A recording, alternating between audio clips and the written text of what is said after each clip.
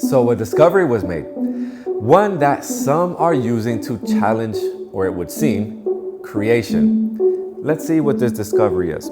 First, the claim that was shared on the forum, and then the headline that they posted. And it reads as follows. A random sample from a random asteroid proves the existence of the building blocks of life came to Earth from outer space, not God. They put that as a lowercase g. It's a clear example of how evolution starts. Well, let's go ahead and read the claim and let's see if that's true. Here is the article that they posted, at least the headline of it. Scientists examining samples returned from asteroid Bennu found ribose and glucose inside, and with phosphate and every RNA nucleobase already detected in the same asteroid material, every chemical component needed to build RNA was present in the early solar system, long before life existed on Earth. So there's a little bit more, but that's the headline, and that's what we're gonna talk about in this video. Let's start with the claim, the person, not necessarily the article, but let's start with that. He had mentioned at the end there that this is a clear example of how evolution starts. I disagree. I disagree. You may or may not be surprised at that. Why do I disagree? So what they found, you could say it this way, what they found were ingredients on this asteroid. And now I hope that you don't see this as a stretch, but it would seem comparable to walking into somebody's kitchen and finding ingredients. What you're not seeing is randomly an assembling of these ingredients to form a meal. I understand some people may have an issue with that, but it connects. So it's still gonna take somebody to put these ingredients together to make it work. It's not going to happen on its own randomly.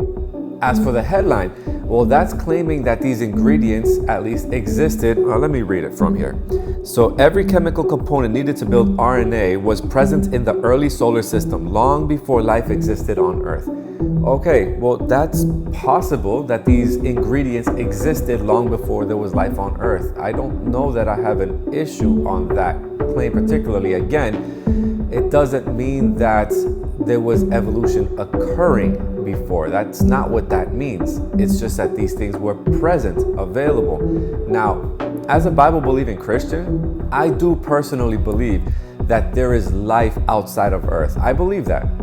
I don't think that there's going to be any contact with that life outside of Earth. And what I mean by that is like as it were humans, intelligent life. I don't think that we're going to be able to interact with them, even though I do believe that they exist. Not until after the second coming of Jesus. Sometime after that, I believe, yes, it'll be possible. I don't think that's happening before that. Now, this is the part I really want to get to. These are things you might have still known. And it relates to what the Bible says. And I'm going to go to Genesis. Probably no surprise to you. Genesis 1:1. In the beginning, God created the heavens and the earth. Verse 2. And the earth was formless and void, and darkness was over the surface of the deep.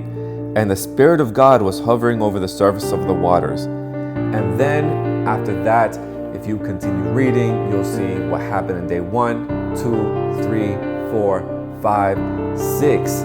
And then you'll see that God rested on the seventh day, sanctified it, blessed it. That is what I believe. As a Bible-believing Christian, that is what I believe. I also believe in what the book of Psalms says. Chapter 33, verse, I believe it's 6. Let's go ahead and take a look. Verse 6 says, "By the word of Yahweh the heavens were made, and by the breath of his mouth all their host." Verse 9 adds and says the following, "For he spoke, and it was. He commanded, and it stood."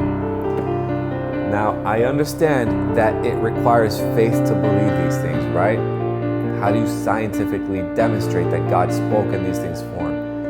Okay, it requires faith, as it does to think that these things they found on an asteroid came together, or can come together, will come together to eventually produce life. They have the asteroid. Let's see if life spontaneously arises out of it, right?